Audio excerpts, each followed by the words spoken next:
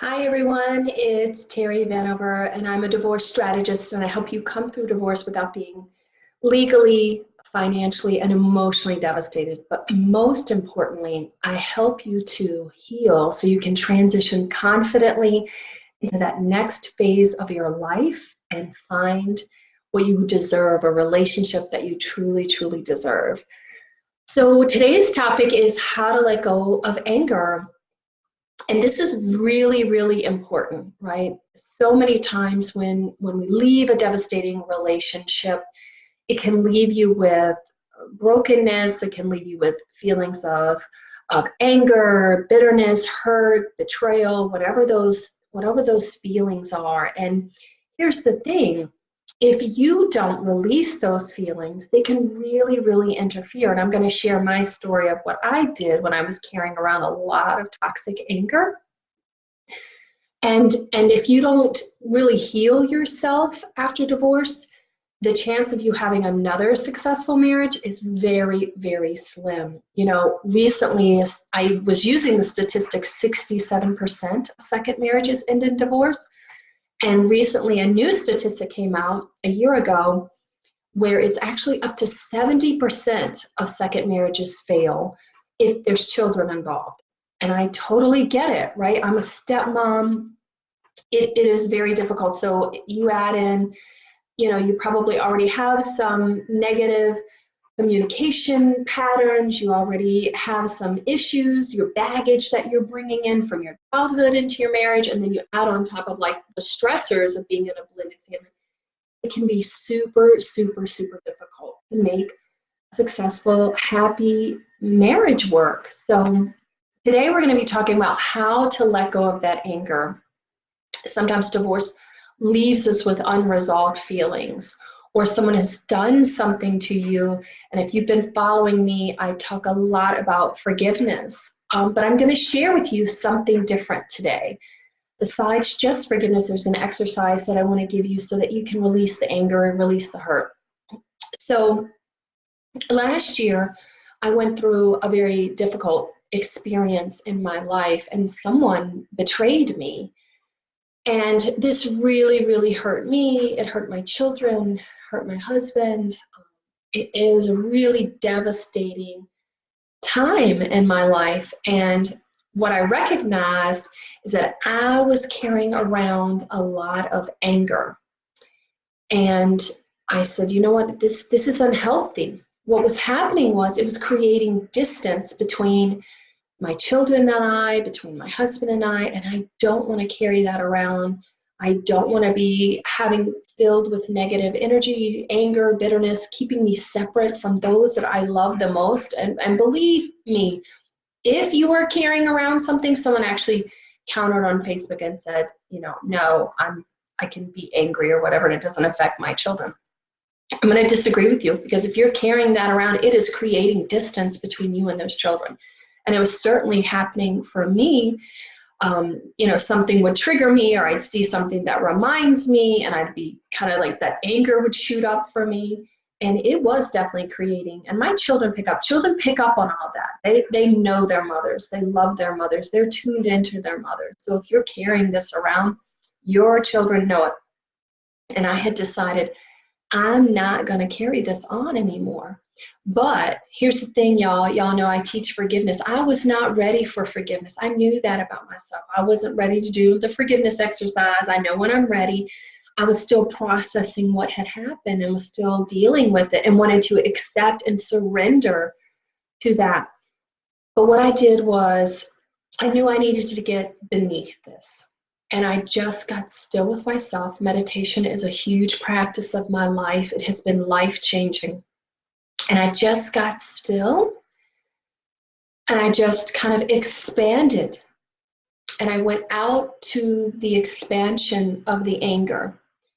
I just kind of followed that anger, and there was hurt. I knew there was pain and there was hurt. I kind of knew that. And then I kept going. And what I recognized underneath that was there was a sense of powerlessness. And that was really, really shocking for me.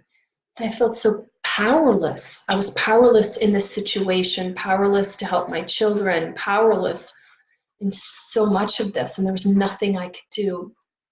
So then I went even deeper, and I went even further. And I went down to the place as a child where I could recognize where I was powerless. Where's the first place where I felt powerless? And I recognized that it was when I was being sexually abused when I was 7 years old. And I was like, whoa, right? So this seemingly thing that happened to me, 35 years later is triggering something that happened when I was very young, and I didn't even see the correlation, but I recognized that powerlessness was really making me feel angry. And so I went deep, and what needs to happen is, the grown-up mother inside of you needs to heal that child in you. And I asked little Terry, I said, what do you need? What is it that you need to get back your power? And what I realized was that she needs a voice. She needs to say no. She just needs grown-up Terry to stand up for her and just say no. And so that was really, really eye-opening, because it helped me to let go of that anger. All that anger is gone. It's like dissipated. It's no longer being triggered.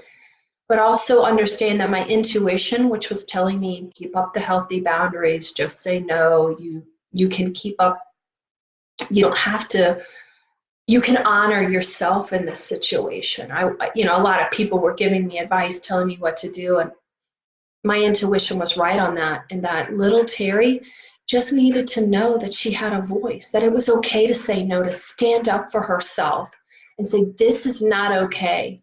You deserve better. This is not okay. You can say no.